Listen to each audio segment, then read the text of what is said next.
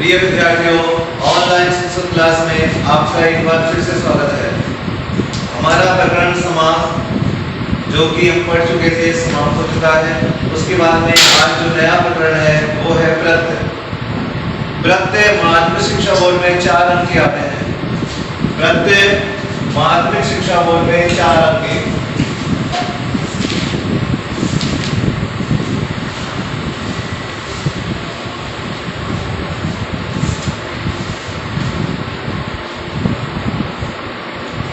प्रत्यय का जो प्रकरण है वो माध्यमिक शिक्षा बोर्ड में 4 अंक का आता है और कैसे कैसे आते हैं वो देखिएगा।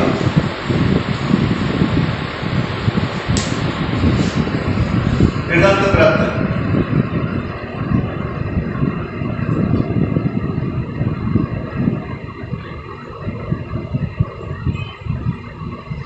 दो अंक।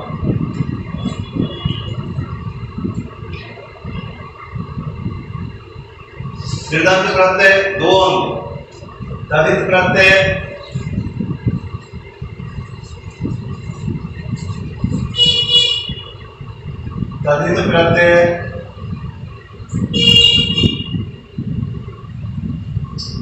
1 अंक।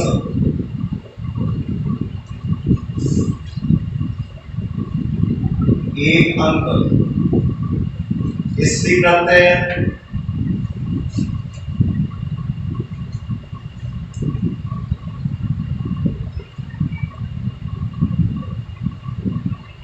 1 अंक। इस प्रकार ये कुल 4 अंक के प्रत्यय आते हैं। कहने का तात्पर्य हो गया कि प्रत्ययों के 4 प्रश्न आते हैं। 2 प्रश्न तो आते हैं कृदंत प्रत्यय में से, 1 प्रश्न आता है तद्धित में से और 1 प्रश्न आता है स्त्री प्रत्यय में से। स्त्री जो प्रत्यय होता है वो 1 अंक का आएगा, तद्धित जो प्रत्यय वो 1 अंक का आएगा और कृदंत जो प्रत्यय वो 2 अंक के आएंगे। इस प्रकार आपका 4 अंक के प्रत्यय आने हैं। माध्यमिक शिक्षा बोर्ड में जो प्रत्यय प्रकरण है वो 4 अंक का आना है। अब हम शुरुआत करते हैं। सबसे पहले जो है वो है प्रत्यय।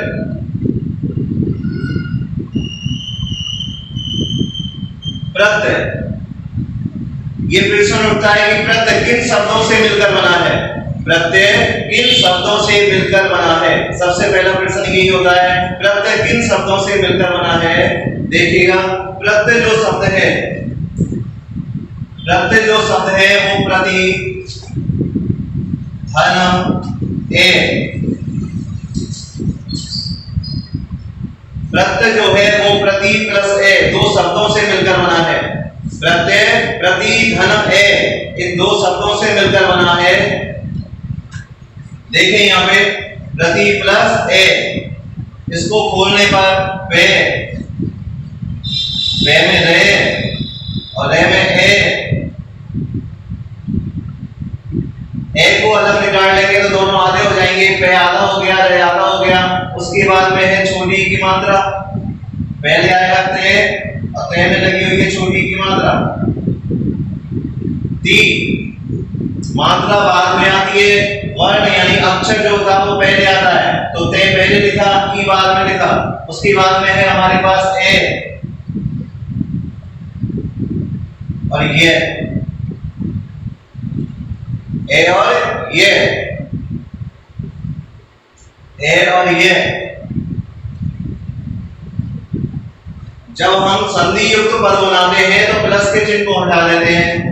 प्लस के चिन्ह से पहले जो होता है उनको खोलते हैं, तो ये खोल लिए। प्लस के बाद में जो शब्द होता है उसको जैसा का जैसा लिख देते हैं, तो इसको जैसा का जैसा लिख दिया,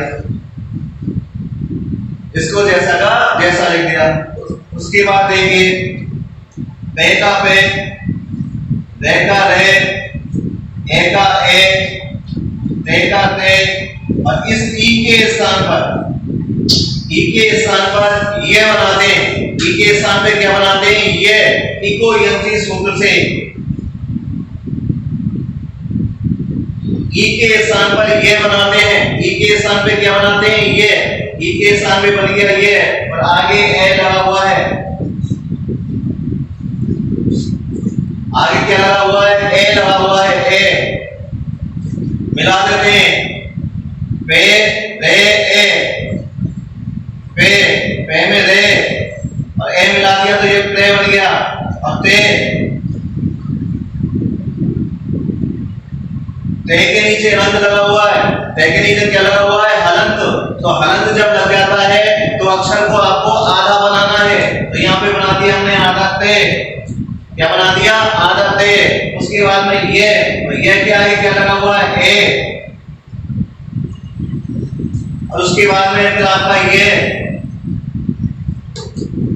क्या बन गया? प्रत्यय। क्या बना? प्रत्यय। तो प्रत्यय जो शब्द है, प्रत्यय जो है वो दो शब्दों से बना, प्रति प्लस ए। प्रति प्लस ए। प्रति का अर्थ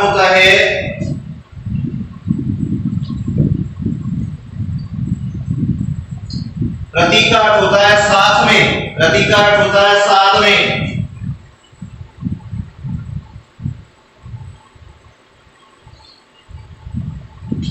प्रति का अर्थ होता है साथ में, पर बाद में।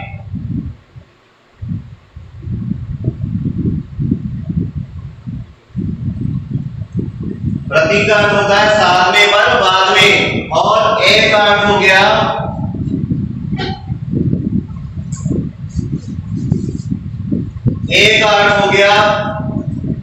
चलने वाला।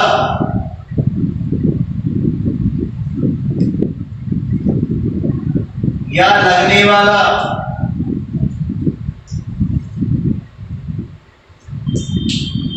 एक अर्थ हो गया चलने वाला या लगने वाला। अब इसका शाब्दिक अर्थ लिखेंगे। प्रत्यय का शाब्दिक अर्थ हो गया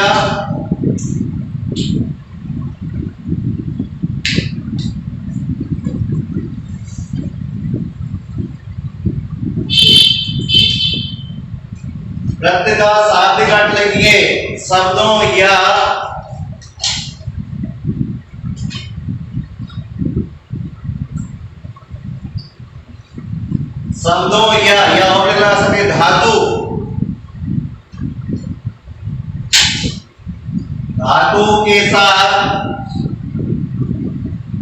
धातु के साथ पर बाद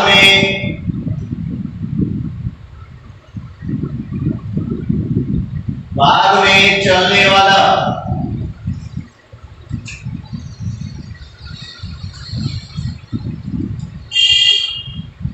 चलने वाला या लगने वाला।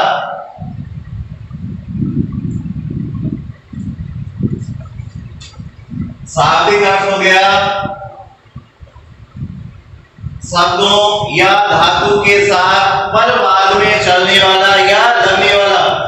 इनके साथ लगेगा, शब्दों के साथ लगता है, धातुओं के साथ यानी क्रिया के साथ लगता है। किसके साथ लगता है? क्रिया के साथ। तो लगता कब है? बाद में यानी पीछे की तरफ। प्रत्यय जो होते हैं वो पीछे लगाए जाते हैं। कहां लगाए जाते हैं? पीछे। और जो उपसर्ग होते हैं वो पहले लगाए जाते हैं। तो प्रत्यय का जो स्थान है वो पीछे का है।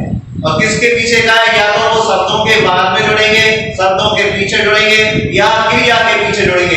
धातु को हम क्रिया बोलते हैं। धातु को क्या बोलते हैं? क्रिया बोलते हैं। तो देखिए प्रत्यय जो शब्द है वो प्रति प्लस ए से मिलकर बना है, जिसका शाब्दिक अर्थ होता है प्रति का अर्थ होता है साथ में, पर बाद में। ए का अर्थ होता है चलने वाला या लगने वाला।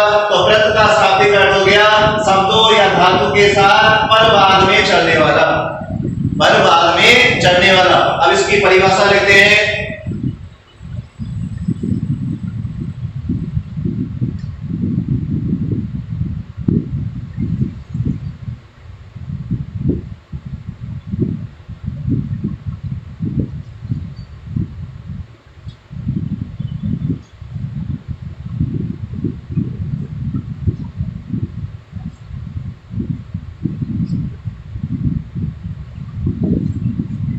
प्रत्यय की परिभाषा।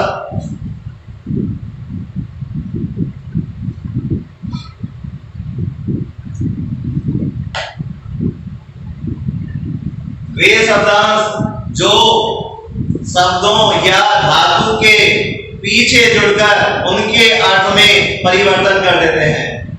वे शब्दांश या प्रत्यय वे कहे जाते हैं। किस तरह कहे? वे शब्दांश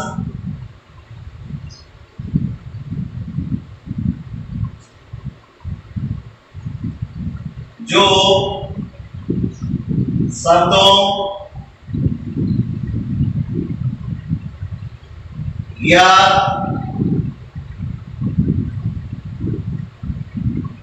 धातु के पीछे जुड़कर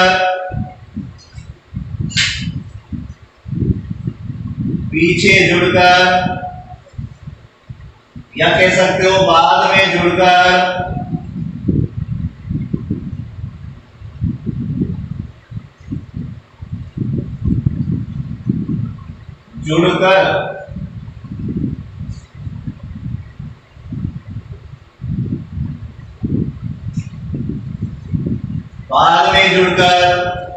उनके अर्थ में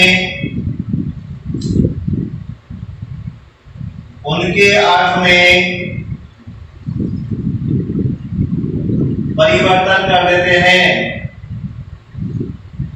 उनके अर्थ में परिवर्तन कर देते हैं।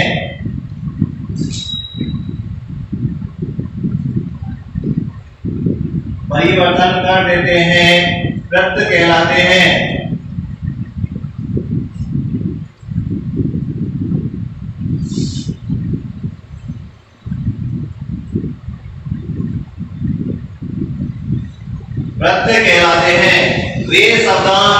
वे शब्दांश जो शब्दों या धातु के पीछे जुड़कर या बाद में जुड़कर, कहां जुड़ते हैं? पीछे या बाद में जुड़कर उनके अर्थ में परिवर्तन कर देते हैं। प्रत्यय कहलाते हैं या प्रत्यय कहे जाते हैं। उसके बाद में आते हैं प्रत्ययों के प्रकार।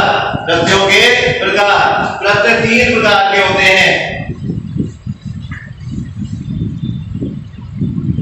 प्रत्यय के प्रकार, प्रत्यय के भेद भी कह सकते हैं इनको। प्रत्यय के भेद या प्रत्यय के प्रकार। प्रत्यय 3 प्रकार के होते हैं। प्रत्यय 3 प्रकार के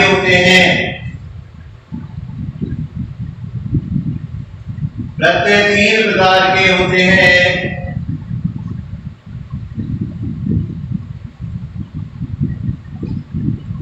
पहला कृत या कृदंत।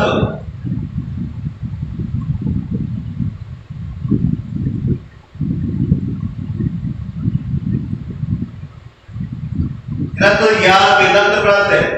दूसरा है तदित।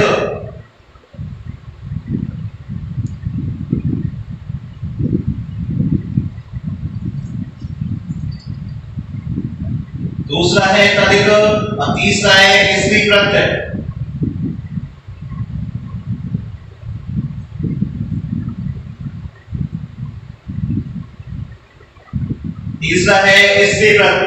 पहला हो गया कृत या कृदंत प्रत्यय, दूसरा हो गया तदित प्रत्यय, तीसरा हो गया स्त्री प्रत्यय। अब हम आपको एक सारणी बनवाते हैं। प्रत्ययों को याद करने की एक सारणी बनवाते हैं, जिससे आपको बहुत जल्दी प्रत्यय याद हो जाएंगे। उस सारणी को बड़े ध्यान से देखना है, सुनना है, पढ़ना है। आधे से प्रत्यय तो उनसे हो जाएंगे। उसके बाद फिर हम एक एक प्रत्यय को उठाएंगे, उनका नियम पढ़ेंगे और फिर आगे बढ़ते चले जाएंगे। देखिए आप सारणी। उसके बाद विस्तार से वर्णन करेंगे कि कृत प्रत्यय कौन से होते हैं, तदित कौन से होते हैं, स्त्री कौन से होते हैं। आप एक सारणी देखिएगा।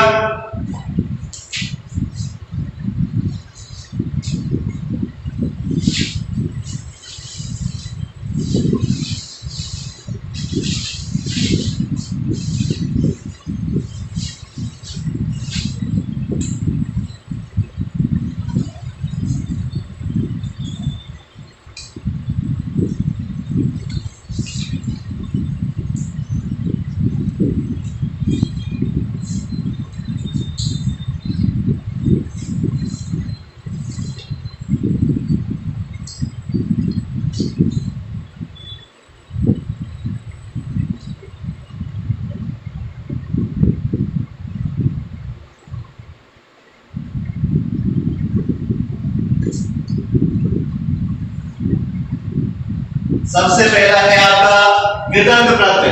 कौन सा प्रत्यय है? कृदंत प्रत्यय। ये 2 अंक का आता है। कितने अंक का आता है? 2 अंक का। कितने अंक का आता है? 2 अंक का आता है नंबर 1 पे कृदंत प्रत्यय। अब इस कृदंत प्रत्यय के अंदर कौन कौन से प्रत्यय हैं वो देखिएगा। इसके अंदर जो आते हैं आपके जो कोर्स में है, सबसे पहले है तव्य।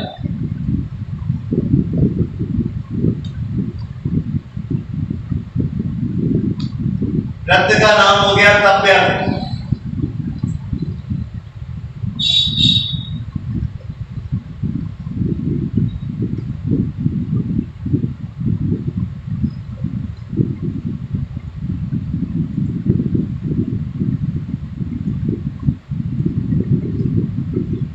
प्रत्यय का नाम हो गया तव्य। पहला जो है वो है तव्य। शेष भाग क्या रहता है इसका? इसका शेष रहता है आपका तव्य। तय को हटा देते हैं, तय का लोप हो जाता है, तव्य शेष रहता है। क्या शेष रहता है? तव्य।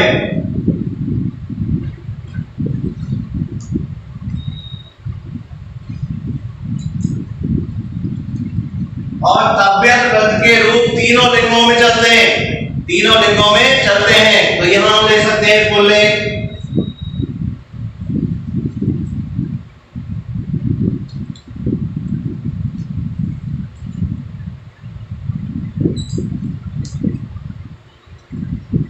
स्त्रीलिंग,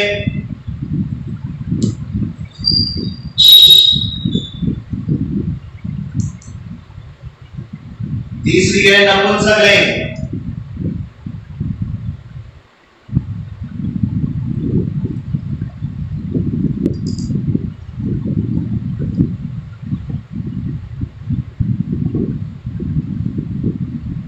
तीसरी है नपुंसकलिंग।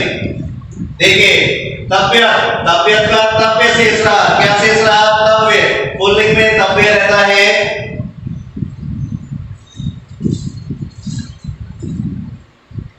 पुल्लिंग में तव्य, विसर्ग को आप हटा दोगे, आ की मात्रा लगा दोगे तो स्त्रीलिंग बन जाएगा, हो जाएगा तव्या।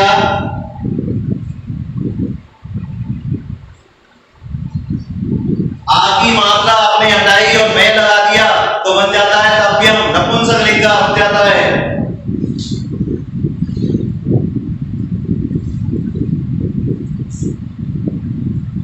तव्यम पहला हो गया आपका तव्य प्रत्यय, जिसका तव्य शेष रहता है। क्या शेष रहता है? तव्य।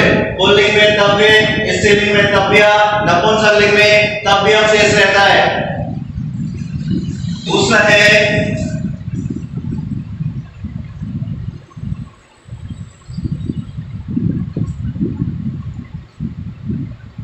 दूसरा जो प्रत्यय है वो है अनियत।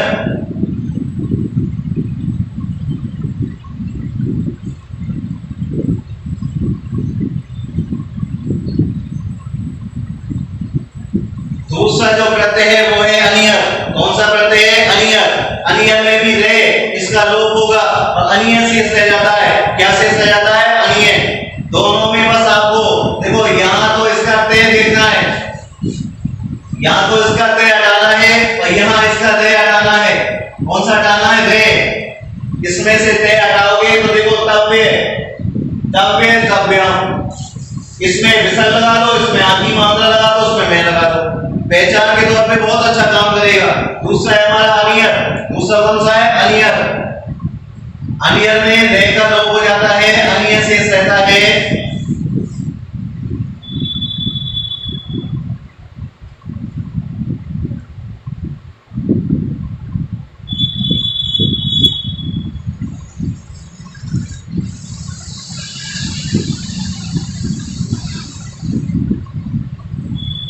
दूसरा है अनियत। अनियत में अनिय,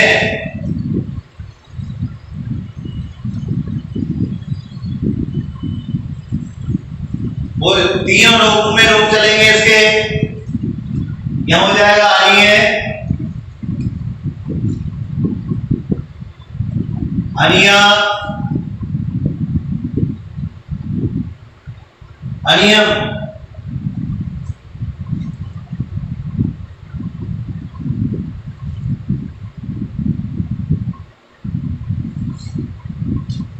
अनिय, अनिया, अनियम। अनिय, अनिया, अनियम। तीसरा लेते हैं इसका,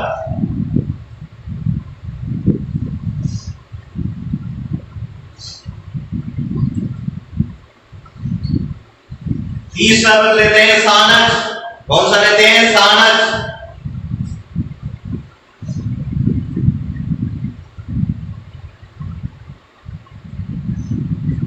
सानच जो प्रत्यय है उसमें आपको देखो चे दिखाई दे रहा है।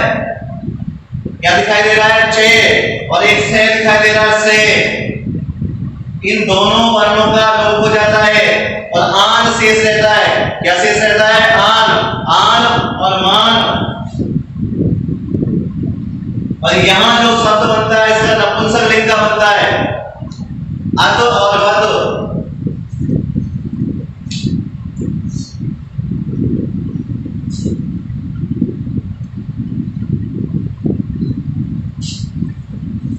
एक बार पुल्लिंग में उसके देखते हैं।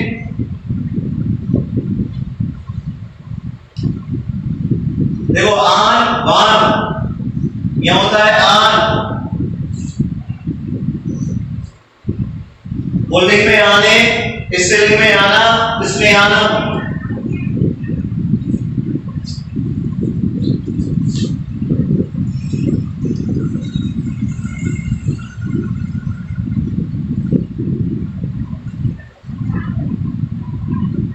आने, आना, आनम। पुल्लिंग में आने, स्त्रीलिंग में आना, नपुंसकलिंग में आना। ऐसे यहां पे माने,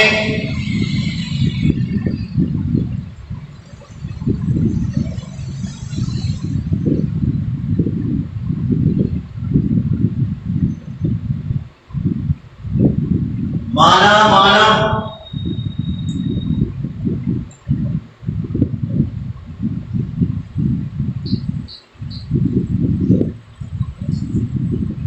आने, आना, आनम। माने, माना, मानम। और यहां रह गया आपका आने, माने।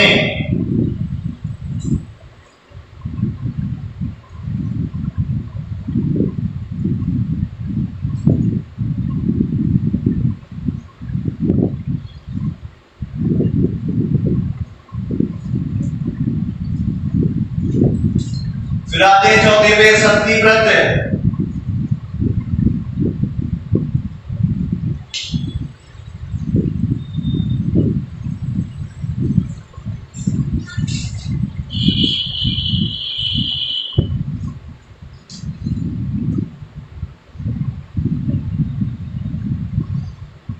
इसका अध शेष रहता है। क्या शेष रहता है? अध।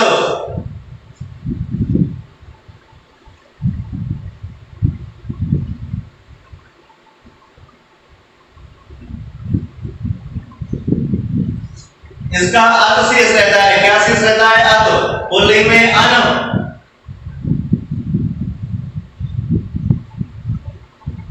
पुल्लिंग में अन, स्त्रीलिंग में नदी। और कई जगह हमें अति भी दिखाई दे जाता है।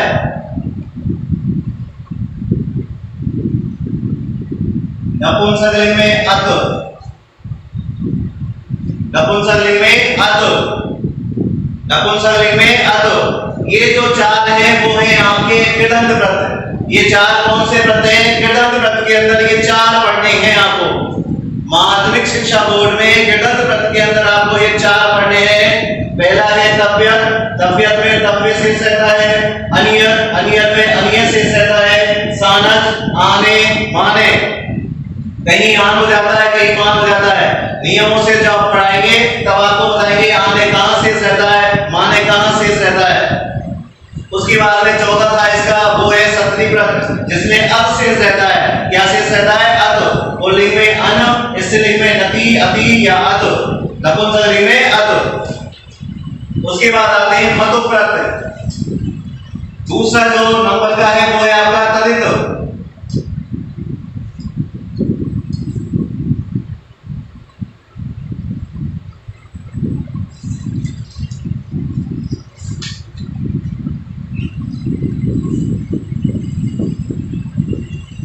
ये आता है आपका एक अंक का।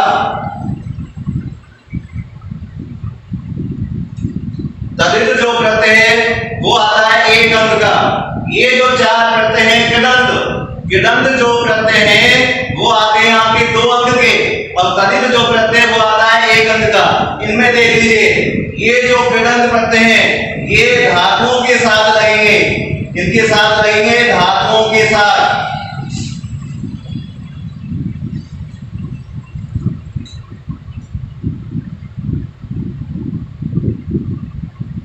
धातुओं के साथ प्रयोग।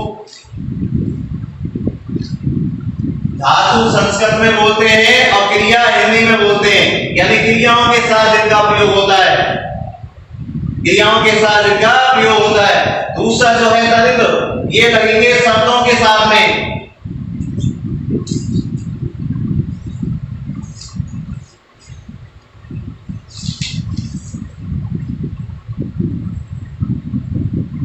इसके साथ लगेंगे शब्दों के साथ। तदित जो प्रत्यय वो किसके साथ लगाने हैं आपको? शब्दों के साथ। समझ में आ गया होगा।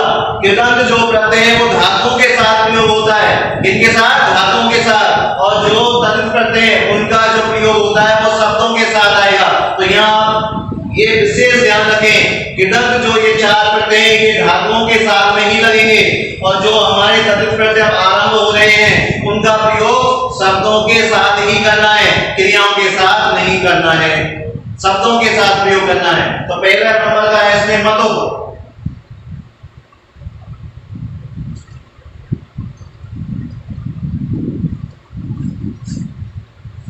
मतुब में भी मत और बत शेष रहता है, कहीं मत रहता है कहीं पे बत रहता है।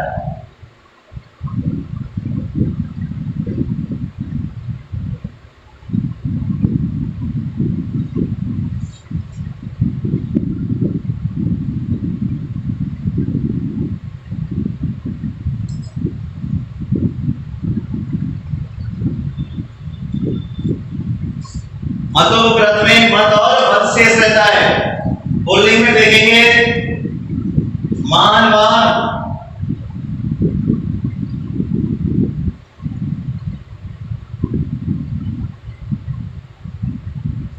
स्त्रीलिंग में मति वति,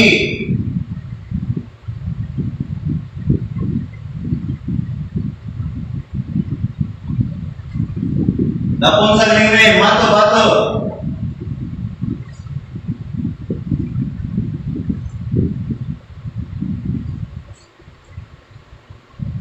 मतुब प्रत्यय मत और बत तो शेष रहते हैं। पुल्लिंग में मानवान, स्त्रीलिंग में मति वति, और नपुंसकलिंग में मत बत। उसके बाद में आते हैं द्वय प्रत्यय। मतुब प्रत्यय के भी तीनों दिकों में रूप चलते हैं। उसके बाद आते हैं द्वय। द्वय में त्वम शेष रहता है।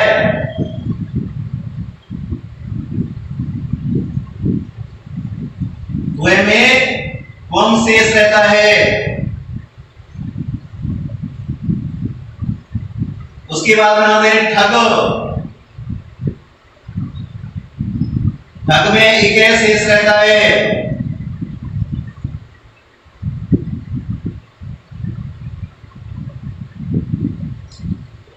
धन इके शेष रहता है।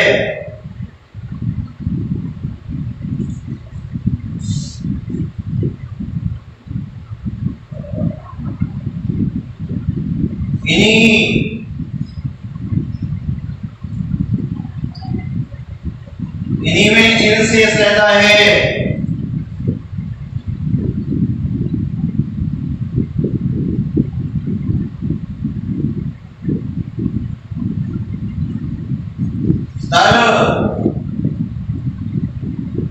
इसमें ता शेष रहता है।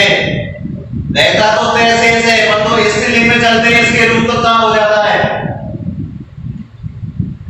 आपको ता ध्यान रखें।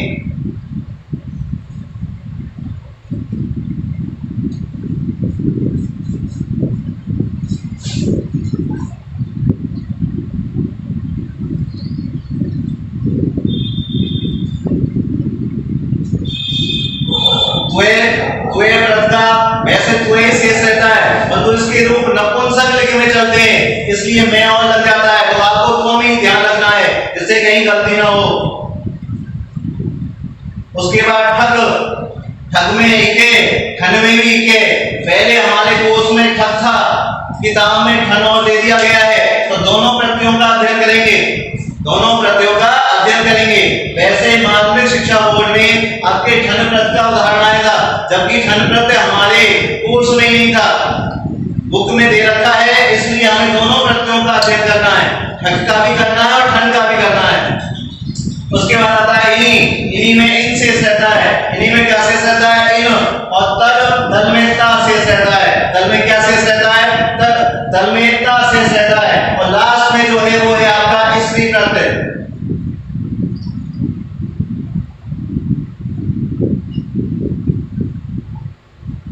लास्ट में जो है वो है आपका स्त्री प्रत्यय, और स्त्री प्रत्यय भी एक अंक का आता है। स्त्री प्रत्यय एक अंक का आएगा, और स्त्री प्रत्यय में सिर्फ दो हैं, स्त्री प्रत्यय में सिर्फ आपके दो हैं।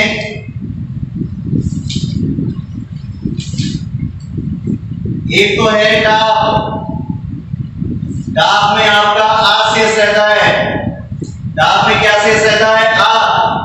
और गीप, इसमें बड़ी की मात्रा शेष रहती है, इसकी मात्रा शेष रहती है, बड़ी की मात्रा शेष रहती है। इस प्रकार जो प्रत्यय प्रकरण है वो आपका 4 अंक का आता है। और इस तरह से जो ये सारणी आपको बनवाई गई है, इस सारणी की सहायता से याद करने में बड़ी आसानी होती है, इसलिए आप इस सारणी को अच्छी तरह से याद रखें। सारणी याद हो गई, आधे प्रत्यय याद हो गई मान लो। तो आज का जो हमारा प्रकरण है प्रत्यय यही समाप्त होता है। धन्यवाद।